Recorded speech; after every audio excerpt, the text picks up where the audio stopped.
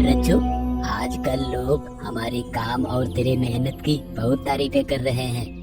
ये देख, आज हमें तस्करों से और भी कपड़े मिले हैं। इन्हें भी आज ही धोकर वापस करने हैं। चल जल्दी नदी चलते हैं और काम निपटाते हैं। ये ले, अब चल रज्जू।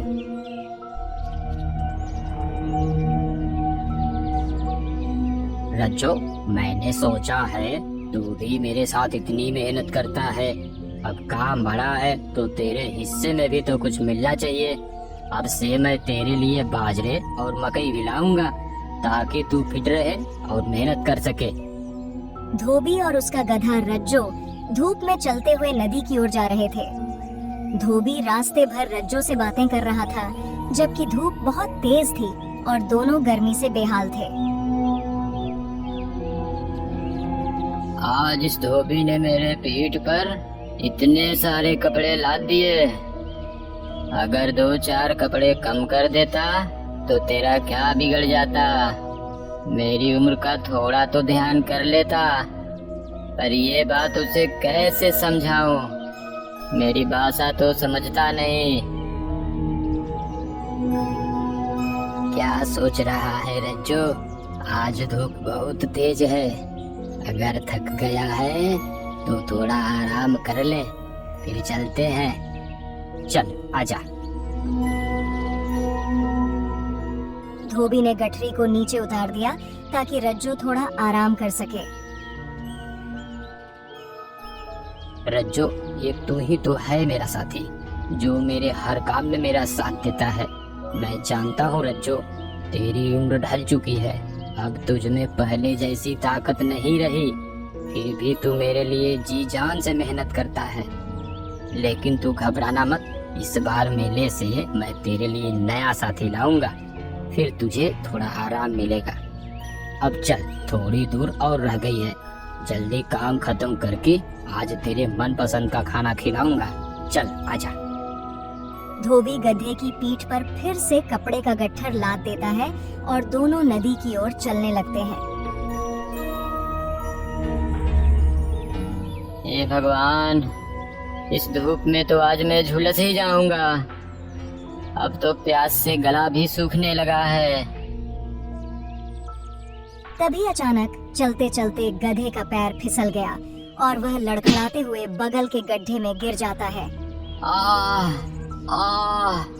मालिक, मालिक मुझे बचाओ, मालिक बचाओ मुझे, मैं गड्ढे में गिर गया। अरे ये रज्जू, तो इस गड्ढे में कैसे गिर गया? ला अपनी गर्दन आगे कर, मैं तुझे अभी निकालता हूँ। धोबी बहुत कोशिश करता है, परंतु गड्ढा गहरा होने की वजह से उसके हाथ गधे तक नहीं पहुँचता।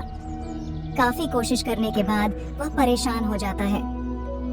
ये सब मेरी गलती है रज्जू, अगर मैंने इतने सारे कपड़े नहीं लादे होते तो तू इस गड्ढे में नहीं गिरता। घबरा मत रज्जू, मैं अभी कुछ करता हूँ। अरे कोई है इधर जो मेरी मदद कर सके? अगर कोई सुन रहा है तो आ जाओ भाई, मेरी मदद करो। इस तरह से धोबी ने अपनी सहायता के लिए आवाज लगानी शुरू की। धोबी की आवाज सुनकर बगल के खेतों में काम कर रहे 2 किसान उसके पास आ गए। क्या हुआ भाई, क्यों चिल्ला रहे हो? भाई, मेरा गधा इस गड्ढे में गिर गया है। तुम भले आदमी मालूम पड़ते हो, इसे निकालने में मेरी मदद करो।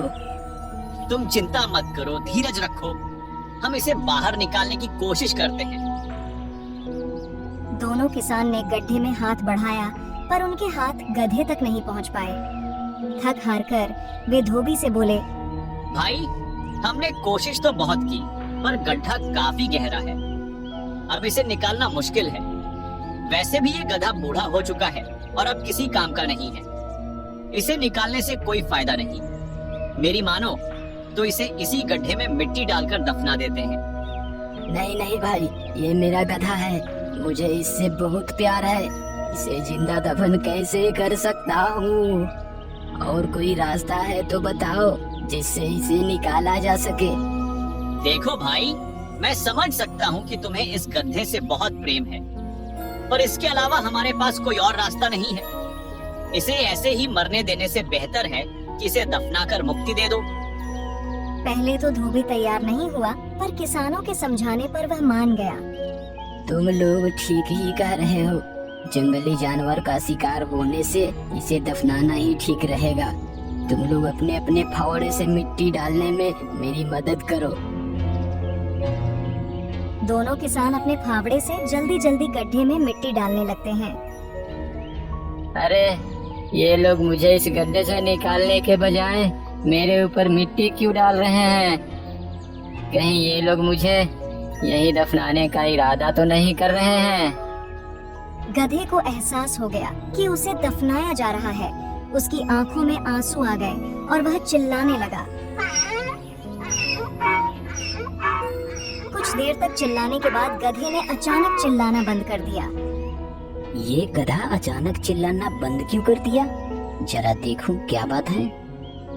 धोबी ने गड्ढे में झांका तो वह गधे को देखकर हैरान रह गया। गधा अजीब हरकत कर रहा था। जैसे ही उसकी पीठ पर मिट्टी गिरती, वह अपनी पीठ हिलाकर मिट्टी नीचे गिरा देता और खुद उस मिट्टी पर चढ़कर ऊपर आ जाता। यह प्रक्रिया लगातार चलती रहती है। जैसे ही गधे की पीठ पर मिट्टी डाली जाती, वह उसे हिलाकर नीचे गिराता और खुद उस पर चढ़ जाता। धीरे धीरे गड्ढा मिट्टी से भर गया। अंत में गधे ने जोर से छलांग लगाई और गड्ढे से बाहर निकल आया। अरे ये कैसे हो गया? हम तो इसे दफना रहे थे, फिर ये अचानक बाहर कैसे निकल आया? ये तो कोई चमत्कार ही लगता है। ये कोई चमत्कार नहीं है, ये मेरे गधे की अक्लमंदी है। जब हम इस पर मिट्टी फेंक रहे थे तो ये अपनी पीठ से मिट्टी गिरा देता और उस पर खड़े होकर एक कदम ऊपर आ जाता। इसने खुद को मिट्टी के नीचे दबने नहीं दिया। इस विपत्ति में अपनी अकल दिखाई और खुद को बचा लिया। वाह, तुम्हारा गधा तो बहुत समझदार निकला। आज इसने साबित कर दिया कि कोई भी समस्या कितनी भी बड़ी क्यों ना हो, उसका समाधान जरूर होता है। अब तो इसके सामने हम लोग गधे हो गए। सच में आज रज्जो ने हमें सिखा दिया कि हर मुश्किल में समझदारी से काम लो तो उसका हल जरूर निकलता है। चल रज्जो, आज घर पर तेरे नए जन्म की खुशियाँ मनाएंगे।